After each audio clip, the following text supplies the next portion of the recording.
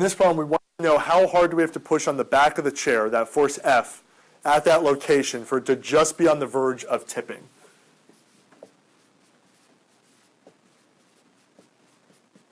So we'll find the value of F to just begin the chair tipping.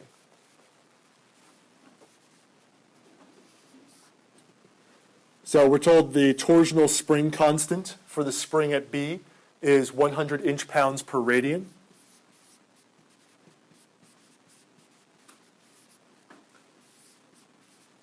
And we're told that the spring is initially wound when it's in this position. It's been pre-wound by 3/4 of a turn.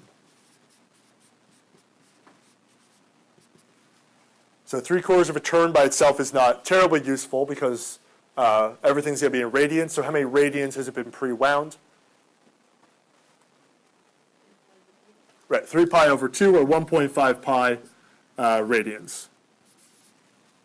This will be useful because now radians, and then this is in radians.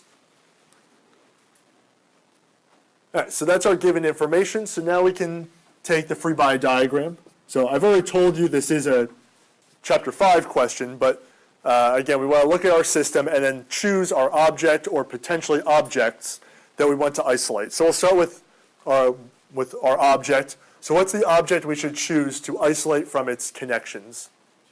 Right, we need both the blue chair and the post that goes, from below the chair down to B.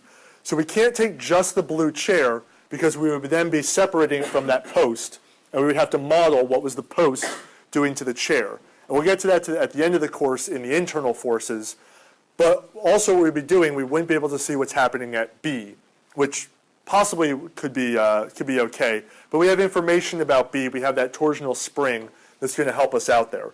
So the blue chair and that little post is going to be the object we choose for our free body diagram.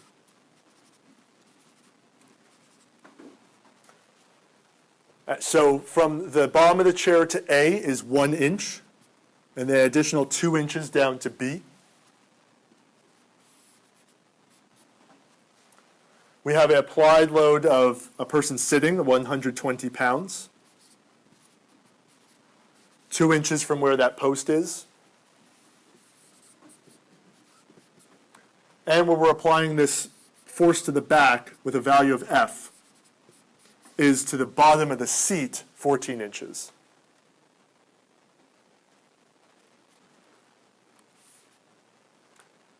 So we have our applied loads, we have the chair dimensioned. So what other forces or couples are acting on this chair? What's the force that you have the X on the bottom of the chair? Here, this is point B, and then this is point A over here. These are just 1 inch and 2 inches.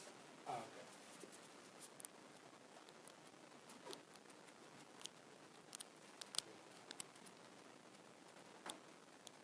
What was the question? So what forces or couples are acting other than these applied loads? What else acts on this chair? Yeah. Right, so at B, because this spring is pre-wound, when the chair is just sitting here, the spring is forcing it to kind of pop forward. So the spring must be exerting a counterclockwise moment at point B. We don't know its value at the very moment. I'm going to call it M sub k for now. All right, so the spring is rotating the chair, or trying to rotate the chair counterclockwise. Right, so here, because it can't, where it hits that kind of nub at A, it can't move to the left there. So right, there will be, I'll call it an AX here, that prevents that from happening. All right, so if that A were not there, it would just want to keep rotating, but that AX prevents it. So AX is a normal force, so it can only push on the post, so it has to be pointing to the right there.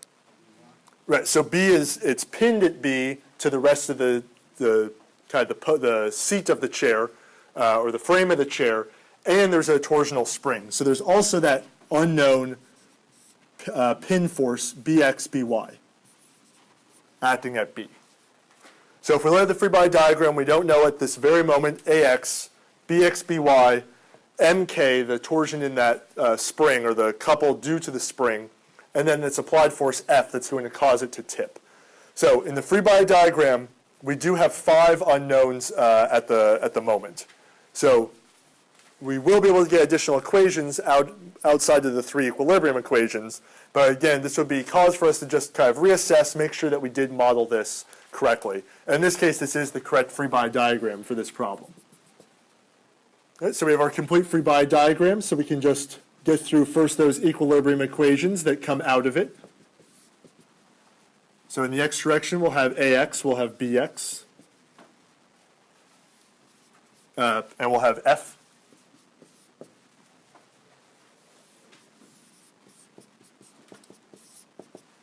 In the y direction, we have by minus 120.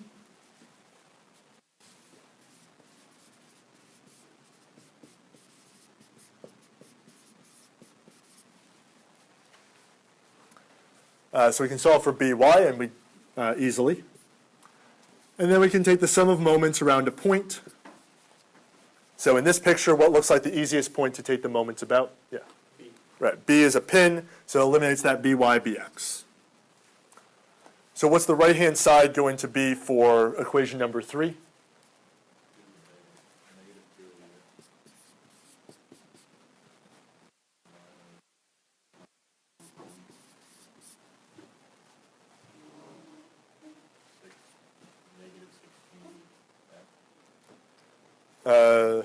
Yeah, 17f.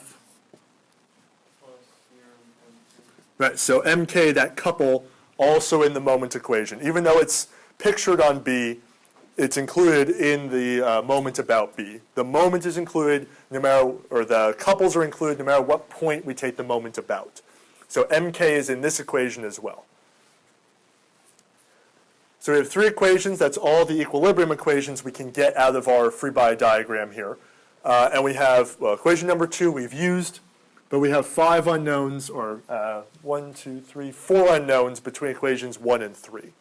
So we need 2 more equations to solve this. So where can we get, outside of equilibrium equations, where else can we get equations that we haven't used yet? Right, so Hooke's law, there's a spring. For every spring, you're probably going to need a Hooke's law equation for it. So for a torsional spring, the couple caused by the spring is going to be the spring constant times the change in angle of the spring. Now here we can't, compression versus tension doesn't work the same as it does in a linear spring. We know the way that this is set up that mk has to be positive. K has to be a positive number, so we're going to take this pre-winding also as positive based on the way that we drew it here. So out of this, we're going to get 100 inch-pounds per radian. And it was pre-wound by 3 pi over 2 radians.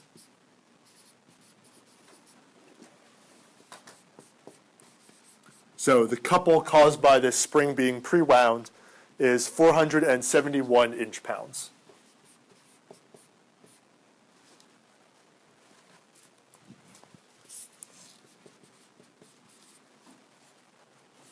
Right, so that gave us 1 more equation and unknowns, since we already knew what these were from the given.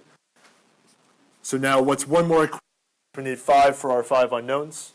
Yeah. Assumption of AX is 0. Right, so at this point I would say AX is equal to 0.